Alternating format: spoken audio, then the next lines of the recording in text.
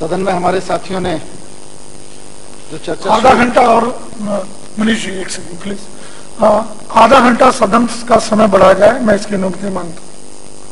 अध्यक्ष महोदय, सदन में जो चर्चा जिस भाव के साथ जर्नैल सिंह जी ने शुरू की, उसके बाद अमानत भाई ने बात रखी और भी कई साथियों ने बात रखी, उसको अगर मैं मूल भाव में कहूं, क्योंकि कुछ दिन से देश में हो रही घटनाएं हम सबको चिंतित कर रही हैं और उनके चिंतित करने के कई दायरे, कई डायमेंशन हैं, कई दृष्टियां हैं। देश का ताना बाना टूट रहा है इसलिए भी चिंतित कर रही हैं। आसिम भाई कभी बोलते नहीं है सदन में, आज जिस भाव के साथ खड़े होकर उन्होंने अपनी बात रखी या रखने की कोशिश की, वो ताना बाना सदन में नहीं टूटा, देश के कोने कोने में टूट रहा है, उसकी भी चिंता है। हम सबको जो यहां बैठे हैं, गैलरीज में बैठे हैं, वेब पेज को देख रहे हैं या जिनको हम रिप्रेजेंट कर रहे हैं, हम सबको इस बात की भी चिंता है कि आज हम यहां बैठे हैं, कोई नौकरी पे बैठा है, कोई अपनी दुकान पे बैठा है, और हमारा अपना बच्चा, हमारे अपना परिवार का कोई सदस्य, हमारा अपना कोई अजीज, हमारा कोई चाहने वाला, हम जिसको चाहते हैं वो कहीं किसी रेस्टोरेंट में खाना खा रहा होगा, कहीं ट्रेन में जा रहा होगा, कहीं सिनेमा देख रहा होगा, और उसके साथ इन the name of Hinduism, in the name of saving the religion क्या कर दिया जाएगा, हम गारंटी नहीं ले सकते। इस सदन में बैठे हुए कोई आदमी, पक्ष में, अभी विपक्ष में सिर्फ जगदीश भाई बैठे हैं, इनके अलावा जो 2-3 लोग और साथी रहते हैं यहाँ, इनका मैं कह रहा हूं, और लोग जो देख रहे हैं, मैं चुनौती देके कह रहा हूं आज कि इस सदन में बैठा हुआ कोई एक आदमी भी गारंटी से ये कह दे कि मैं गारंटी लेता हूं कि मेरा परिवार, मेरे चाहने वाले जो मुझे चाहते हैं वो सब सुरक्षित हैं, मुझे कोई डर नहीं है, अब मैं मान जाऊंगा। ये डर है। बात तो जो जनरल भाई ने शुरू की, उसको अगर मैं किसी शायर के अल्फाज में कहूं तो इतनी सी थी कि हिंदू या मुसलमान के एहसास को मत छेड़िए और अपनी कुर्सी के लिए जज्बात को मत छेड़िए। इतनी सी बात थी। बात तो सिर्फ इतनी सी थी कि हिंदू या मुसलमान के जज्बात को मत छेड़िए और अपनी कुर्सी के लिए, हिंदू या मुसलमान के एहसास को मत छेड़िए और अपनी कुर्सी के लिए जज्बात को मत छेड़िए। बात तो सिर्फ इतनी सी थी, लेकिन ले गए कहां? कश्मीर लेके चले गए। क्यों? क्योंकि अगर हिंदू मुसलमान के एहसास को छेड़ने की बात आती है तो कुछ लोगों के दामन पे आंच आती है, इसलिए तुरंत बीच में कश्मीर ले आए। अरे सर जी, कश्मीर तुम संघियों का नहीं है, आप भी रहे हैं उसमें, मैं नहीं कह रहा हूं। कश्मीर किसी संघी का नहीं है, और कश्मीर इस देश में किसी का इसलिए नहीं हो जाता है कि उसने किसी पार्क में खड़े होकर हाफ पैंट पहन के नमस्ते सदावतसलम बोला है। कश्मीर इस देश के लोगों का है, और कश्मीर भी इस देश के लोगों का है, और कश्मीरी भी इस देश के लोगों के। हम कश्मीर से भी प्यार करते हैं और कश्मीरी से भी प्यार करते हैं। हम वहां मस्जिद के सामने शहीद होने वाले एक डीसीपी से भी प्यार करते हैं, उसके शहीद होने पे भी हम दुखी होते हैं, हमारी आत्मा रोती है। और यहां कश्मीर से कन्याकुमारी तक गए हुए से किसी किसान का बेटा जो वहां पे जाके शहीद होता है, उसको 1 इंच गोली का घाव भी लगता है, हमारी आत्मा उस पर भी रोती है। और हमारी आत्मा इस बात पे भी रोती है कि कश्मीर के स्कूल में अगर कहीं बम ब्लास्ट होए और वहां किसी कश्मीरी का बच्चा मारा जाता है, वो चाहे हिंदू हो या मुसलमान, इससे फर्क नहीं पड़ेगा। फर्क इस बात से पड़ता है कि एक इंसान का बच्चा मारा जाता है। इसलिए जगदीश भाई, आप, ये तो सिरसा जी तो नाचने, मतलब उछलने कूदने वाले आदमी हैं, शायद इसीलिए आए होंगे। आप गंभीर आदमी हैं, आपसे ऐसी अपेक्षा नहीं थी कि आप ये कहेंगे कि सारे के सारे कश्मीरी, ऐसा नहीं। आपने बोला, कुछ हो सकता है जज्बात में बोल गया, क्योंकि अगर कश्मीरी को देखेंगे तो ऐसा नहीं हो सकता कि जो कश्मीरी आपके साथ सत्ता में पेंग से पेंग लड़ा के झूल रहे हैं इस वक्त, वो तो देशभक्त हैं और बाकी कश्मीरी वहां देशद्रोही हो गए। उधर मत ले जाइए डिस्कशन को। इसलिए मैं कह रहा हूं, बात तो इतनी सी थी, बात बड़ी है, लेकिन बात जो मूल मुद्दे पे थी उधर ले गए कश्मीर पे, और वो पुरानी आदत है। जब भी मुद्दे पे बात होगी, जब भी आपके कारनामों पे बात होगी, आप कभी मंदिर मस्जिद ले आएंगे, कभी कश्मीर ले आएंगे, कभी हिंदू मुसलमान ले आएंगे। आप मुद्दों से गायब हो जाते हैं और लोग लगेंगे नाचने, लगेंगे शोर मचाने। तो अध्यक्ष महोदय, मैं मतलब जब बात कर रहे थे बार बार, आपने हालांकि बहुत ही पुरजोर आवाज में अपनी बात रख दी, पर कश्मीर तो हिंदुस्तान का हिस्सा है, इसके लिए किसी रिजोल्यूशन की जरूरत नहीं है। कश्मीर हमारे दिल में बसा हुआ है, इसलिए हिंदुस्तान का हिस्सा है। ये जबरदस्ती की मुद्दे को कश्मीर में डिस्कस नहीं होने दिया, कश्मीर पे मुद्दा है। कश्मीर डिस्कशन का हिस्सा विधानसभा में क्यों है भाई? इसके लिए ये सवाल कहां है कि कश्मीर हिंदुस्तान का हिस्सा है कि नहीं है? ये सवाल कौन कर रहा है और क्यों कर रहा है और इसकी जरूरत क्या है? सवाल तो यह है, और जिस सवाल पर मूल मुद्दे पर आज ये सदन चर्चा कर रहा है कि इस देश की ट्रेन में चलने वाला हर बच्चा हमारा बच्चा है कि नहीं है। वो नाम से तय होगा कि किसका बच्चा है और किसका नहीं है। वो हमारा बच्चा है कि नहीं है, उसको जीने का हक है कि नहीं है। इस देश के मार्केट में जाने वाले, इस देश में रेस्टोरेंट में बैठ के खाना खाने वाले, इस देश में ट्रेन में बैठ के खाना खाने वाले लोग जिंदा रहेंगे कि नहीं रहेंगे, सवाल इस बात का है। और वो तो दूर की बात है, सवाल तो यह है कि इस देश में अपने घर में कुछ भी खाने वाले लोग, अपने फ्रिज में अपना खाना खाने वाले लोग जिंदा रहेंगे कि नहीं रहेंगे, इस बात का भी सवाल है। देश इस दौर में प्रवेश कर चुका है कि आप अपने घर में फ्रिज में क्या रखेंगे उसकी जांच हो सकती है। मैंने पहले कहा है इस सदन में कि अजीब दौर आ गया देश में कि मैं अपने घर में फ्रिज में क्या पका के रखूंगा, मेरी वाइफ मुझे क्या पका के रखेगी वहां पे खाने के लिए, उस बात की जांच हो सकती है। इस बात की जांच नहीं हो सकती कि ईवीएम में गड़बड़ हो सकती है कि नहीं हो सकती। इस बात की जांच हो सकती है कि हम सब लोगों ने फ्रिज में क्या पका के रखा हुआ है, किसी आम हिंदुस्तानी ने फ्रिज में क्या पका के रखा हुआ है। चिंता की बात यह है, क्या जरूरत है इन सब की? कहां पहुंच रहे हैं हम तो बुलेट ट्रेन की बात करते थे, हम तो डिजिटल इंडिया की बात करते थे, हम तो स्किल इंडिया की बात करते थे, आज भी हम न्यू इंडिया की बात कर रहे हैं। क्या न्यू इंडिया की हमारी कल्पना इस आधार पर है कि इस न्यू इंडिया में हर आदमी के घर के फ्रिज के अंदर तक पुलिस तो बाद में आएगी, पहले मॉब आया करेगी और वो पहले तहकीकात किया करेगी आपने घर में क्या रखा है, और हम सुन के बताया करेंगे आपने क्या रखा है। ट्रेन में चलते हुए हर यात्री के खाने को चेक करके बताया जा करेगा कि तुम जिंदा रहने लायक हो कि मरने लायक हो। क्या था, क्यों चर्चा कर रहे हैं? क्योंकि वो दिल्ली के जुनैद, दिल्ली के सदर बाजार से निकला था, यहीं से बैठ के ट्रेन में गया था। आज सिर्फ दिल्ली नहीं, दिल्ली के आसपास के कितने सैकड़ों लोग रोज ट्रेन में, ये बुलेट ट्रेन वाले लड़के नहीं है, ये बुलेट ट्रेन वाले लड़कियां नहीं है, ये लोकल ट्रेन वाले हैं। हमें लोकल ट्रेन वालों की ज्यादा चिंता है। आप बुलेट ट्रेन जब लाओ ले आना, हम तो लोकल ट्रेन वालों के लिए लड़ेंगे और मरेंगे और जिएंगे। वो लोकल ट्रेन में बैठ के आते हैं कितने लड़के लड़कियां गाजियाबाद से, फरीदाबाद से, आसपास से। कल को इन बात पे झगड़ा होगा, तुम खा क्या रहे हो और मार दिया जाएगा। यह चिंता की बात है अध्यक्ष महोदय, क्योंकि इसका जवाब नहीं है और यह कराया जा रहा है जानबूझ के, इसलिए इस बात पर चर्चा नहीं चाहते हैं। जब भी इस पे कहीं ये यहां पे चर्चा हो, जंतर मंतर पे चर्चा हो, किसी टीवी स्टूडियो में चर्चा हो, किसी नुक्कड़ गली नुक्कड़ पे चर्चा हो, कहीं भी चर्चा हो, सिर्फ शोर मचा दो, शोर मचा दो, शोर मचा दो। कश्मीर को ले आओ, राम मंदिर को ले आओ, हिंदू मुसलमान को ले आओ, मूल मुद्दे पर चर्चा मत करो, इंसानियत को मत लेके आओ, क्योंकि इंसानियत पर चर्चा करते हैं इनके पैरों के नीचे की जमीन निकल जाती है, इनका पूरा का पूरा पैराडाइम खिसक जाता है इनके नीचे से जब इंसानियत पर चर्चा होती है। तो इसलिए दुख होता है सब देख देख के कि हमारे मुल्क में हम ये हो रहा है। अध्यक्ष महोदय, मैं जब बात रख रहा था तो फिर बीच में गाय को भी ले आया। गाय पे चर्चा करते हैं, मॉब लिंचिंग आजकल गाय के नाम पे बड़ी हो रही है चारों तरफ देश में। राजस्थान में मार दिया कि साहब गाय ले जा रहे थे। अरे एक गोपालक होता है, वो भी अपनी गाय लेके जाता है, ग्वाला भी होता है इस देश में। इस देश में भगवान मानते हैं हम सब कृष्ण को। कृष्ण भी 4 गायों को हाँक के लेके जाया करते थे।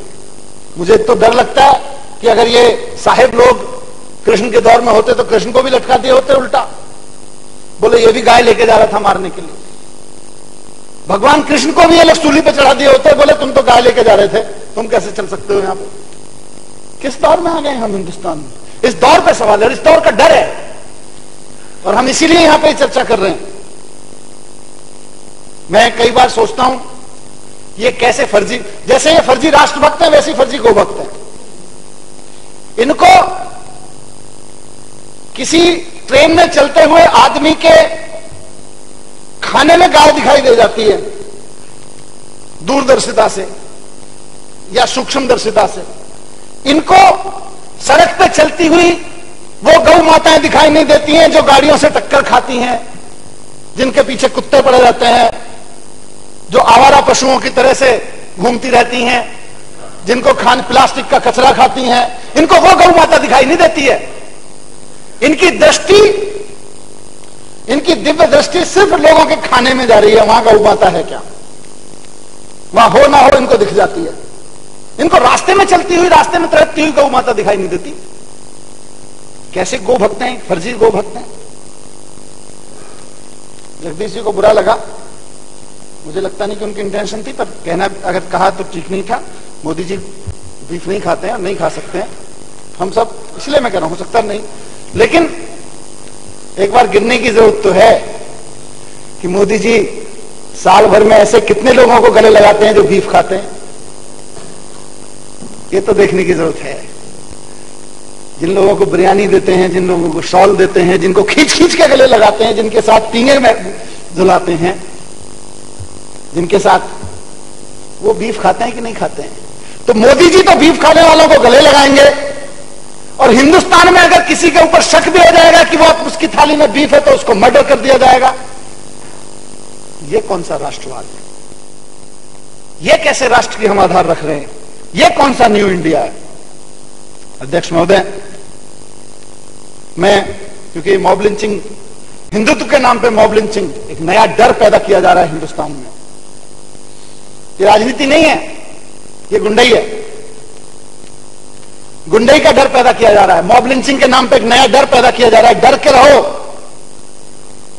हम मॉब लिंचिंग करने वाले लोग हैं, हमारे सत्ता से संपर्क हैं। अध्यक्ष महोदय, मैं कहना चाहता हूं, मैं हिंदू परिवार में पैदा हुआ हूं। मैं अपना धर्म इंसानियत मानता हूं, मैं अपना धर्म भारतीयता को मानता हूं। इंसानियत मेरा धर्म है। धर्म का मतलब होता है कि जिससे जिसको अलग ना करा जा सके। इंसानियत को मेरे से अलग नहीं किया जा सकता, भारतीयता को मेरे से अलग नहीं किया जा सकता, इसलिए मेरा धर्म भारतीयता है। हिंदुत्व के मेरे संस्कार हैं। मेरा परिवार हिंदू संस्कारों से पलता बढ़ता था, मैं हिंदू संस्कारों में पला बढ़ा हूं। मैं भी पूजा पाठ करता हूं, ईश्वर में पूरी तरह से आस्था रखता हूं। तमाम हिंदू संस्कार मेरे परिवार में अपनाए जाते हैं। मैं पूजा पाठ, ध्यान, इन सब में मेरा परिवार भी शामिल रहता है, मैं खुद शामिल रहता हूं। लेकिन हिंदू होने के नाते मैं ये नहीं चाहता अध्यक्ष महोदय कि मेरे धर्म की रक्षा के नाम पे कोई दूसरे धर्म के लोगों का मर्डर कर दे। मेरा यह मानना है, मैं हिंदू हूं, और मेरा यह मानना है कि मेरा हिंदुत्व, मेरा हिंदू धर्म इतना कमजोर नहीं है कि कुछ गुंडों के तलवार उठाने से उसकी रक्षा हो सके। मेरा हिंदू धर्म इतना कमजोर नहीं है। हिंदू धर्म हजारों साल पुराना धर्म है। इसको चार गली के गुंडे ये बचाएंगे मेरे हिंदू धर्म को? माफ कीजिएगा, मेरे धर्म, कल इसीलिए मैं गया था वहां Jantar Mantar, in my name, in the name of my religion. अपनी गुंडई को मत चमकाइए। अपनी गुंडई चमकाने के लिए हिंदुत्व का सहारा मत लीजिए। खुल के आइए ना, बोलिए हम गुंडे हैं, पुलिस पकड़ेगी आपको। खेलिए कानून से आंख मिचौली खेल, बहुत सारे गुंडे खेल रहे हैं। हिंदुत्व के नाम पर क्यों खेलते हो? मुझे पीड़ा है, और इस सदन में बैठे हुए कई साथियों को पीड़ा है, सभी को, सबको पीड़ा है। यह पीड़ा इस बात की है, जो मुसलमान संस्कारों से निकले साथी हैं, उनको इस पीड़ा इस बात की है कि उनके ऊपर क्वेश्चन उठाया जाता है। मैं हिंदू हूं, मुझे पीड़ा इस बात की है कि जिस धर्म, जिस संस्कार में मैं पला बढ़ा हूं, उस पर क्वेश्चन उठाया जा रहा है, उसको छोटा किया जा रहा है, उस डराया जा रहा है। हिंदुत्व खतरे में आ जाता है। मैं कॉन्फिडेंट हूं अपने धर्म को लेकर, किसी माई के लाल में औकात नहीं है जो मेरे धर्म को छोटा कर दे। और मेरा धर्म किसी मुसलमान से लड़के छोटा नहीं होता है, किसी उससे मुसलमान से गले मिलकर छोटा नहीं होता है। मेरा मानना है कि जैसा जैसा हिंदू, जो हिंदू बाकी सब धर्म वालों से, बाकी सब संप्रदायों को मानने वालों से जितना गले मिलता है, उसका धर्म उतना ही बड़ा होता चला जाता है, उतना ही मजबूत होता चला जाता है। किसी मुसलमान को मारने से धर्म बचेगा? किसी सिख ईसाई को मारने से धर्म बचेगा? ये कौन से धर्म की बात कर रहे हैं? इनको धर्म की कुछ समझ है कि नहीं है? मैं बिल्कुल इससे सहमत नहीं हूं। अध्यक्ष महोदय, मैं आखिर में एक चीज जरूर कहूंगा कि ये देखिए, इनका भी धर्म वरम से कोई लेना देना है नहीं, ना इनको कोई धर्म की समझ है। हकीकत तो ये है कि ये सारी नौटंकी ध्यान भटकाने के लिए होती है। जब सत्ता में नहीं थे तो तरह तरह के वादे करते थे, हिंदुत्व, राम मंदिर, ये सब उनके सपने थे, बात करते थे सपने दिखाने की। लेकिन 3 साल से यह सिद्ध हो गया कि केंद्र की सत्ता में बैठे हुए लोग इस देश की शिक्षा पे 0 इंच भर भी मूव नहीं कर पाए हैं आगे। एजुकेशन का सिस्टम ठीक नहीं कर पाए, रोजगार नहीं दे पा रहे, बिजनेस डूबता चला जा रहा है। 15 लाख का वादा खुद ने मान लिया, जुमला था। स्वच्छ भारत अभियान पे क्या कहूं, आप लोगों ने फोटो देखे होंगे कल, इनके खुद के मंत्री सेम सेम करते घूम रहे हैं उस पे। इनके खुद के मंत्री पूरे पुलिस सुरक्षा में लाल बत्ती की गाड़ी से उतर उतर के यूरिनेट करते जा रहे हैं स्वच्छ भारत अभियान पे। उनके जवाब नहीं है। बुलेट ट्रेन कहीं खो गई। नोटबंदी के, जब नोटबंदी की थी बड़ी तत्परता से 15-20 दिन के अंदर अंदर, 15 दिन के अंदर अंदर बोले 11 लाख रुपए, 11 लाख करोड़, कितने 11 लाख करोड़ ना, 11 लाख करोड़ रुपए इकट्ठे हो गए, 15 दिन में गिन लिए। और उसके बाद से 10 महीने हो गए, बाकी के 3 लाख करोड़ अब तक नहीं गिने गए। तब तो बोले, तब तो लगा यार क्रेडिट मिल रहा है, जल्दी से गिन लो, गिन के दे दिए। क्यों? क्योंकि नोटबंदी के चक्कर में कई लाख करोड़ का काला धन रिजर्व बैंक के खातों में पहुंच गया, रिजर्व बैंक के पैकेटों में पहुंच गया, तो उसमें फेलियर हो गया। अब देश जीएसटी पे सवाल पूछ रहा है। मैंने यहां भी उठाया था मसला, बाकी जगह भी बोल रहा हूं, कल जीएसटी की बड़ी सभाएं हैं। जीएसटी में 28% टैक्स आ गया। देश पूछ रहा है भाई 28% टैक्स पे देश कैसे चलेगा? देश पूछ रहा है, आप तो 1 नेशन 1 टैक्स की बात करते थे, क्या हो गया? 6 तरह 1 नेशन 6 टैक्स हो गया। उनके जवाब नहीं है। व्यापारी व्यापार बंद करके बैठा हुआ है, उसको डर लग रहा है, उनके जवाब नहीं है। बोले हिंदू मुसलमान में लगा दो, सबसे पॉपुलर जुमला है, हिंदू मुसलमान में झगड़ा करवा दो, हिंदू मुसलमान में लड़वा दो, बीफ के नाम पे लड़वा दो, राम मंदिर के नाम पे लड़वा दो, हिंदू मुसलमान के नाम पे लड़वा दो, अफवाह फैला फैला के लड़वा दो। तो इसलिए, क्योंकि इसीलिए मैंने कहा, शिक्षा नहीं दे पा रहे, रोजगार नहीं दे पा रहे, बिजनेस ठीक नहीं कर पा रहे, 15 लाख रुपए नहीं दे पा रहे, स्वच्छ भारत नहीं इनसे चल पा रहा, बुलेट ट्रेन इनसे नहीं चल पा रही, इनके खुद के मंत्री इनको कर रहे हैं, नोटबंदी इन्होंने ड्रामा कर दिया। तो बस अब इसलिए बार बार करते हैं, ये भेजे हुए गुंडे हैं। इसलिए सदन से मैसेज जाना जरूरी है कि सदन देश की दिल्ली की भावनाओं को रिप्रेजेंट कर रहा है, कि दिल्ली में, और पूरे देश के लोग यहां रहते हैं, दिल्ली में, पूरे देश में बाज आए सेंट्रल गवर्नमेंट में बैठे हुए लोग, बाज आए इस एहसास, इस जज्बात को छेड़ने वाले लोग। ये कबीर का देश है, ये बुद्ध का देश है, गांधी का देश है, राम रहीम का देश है। इस देश में अंबेडकर का लिखा संविधान चलता है। इसमें हिंदू सिर्फ वो नहीं है जो सत्ता में बैठते हैं, हिंदू बहुत लोग हैं, हम भी हिंदू हैं, इस सदन में बैठे हुए बहुत लोग हिंदू हैं, उस ट्रेन में चलने वाले भी बहुत लोग हिंदू हैं। तो इसको छेड़िए मत, इसको चलने दीजिए, इस देश के ताने बाने को चलने दीजिए। क्योंकि आप व्यापार छेड़ते हैं, ठीक हो जाता है, आप इकोनॉमी को छेड़ते हैं, ठीक हो जाता है, आप नोटबंदी करते हैं, फिर कवर कर लीजिए, 8-10 साल में देश कवर कर लेगा, कुछ ना कुछ हो ही जाएगा। लेकिन आप ताने बाने को छेड़ते हैं तो एक पीढ़ी बर्बाद हो जाती है। बड़ी मुश्किल से इस देश में यह चर्चा आई थी सामने कि फ्रंट लाइन कि बड़े बड़े देश भर के, दुनिया भर के अखबारों में छपने लगा था, इंडिया में पैदा हुए लड़के लड़कियां, इंडिया में पढ़े हुए लड़के लड़कियां दुनिया की सबसे टॉप, सबसे शीर्ष कंपनियों के सीईओ होते थे।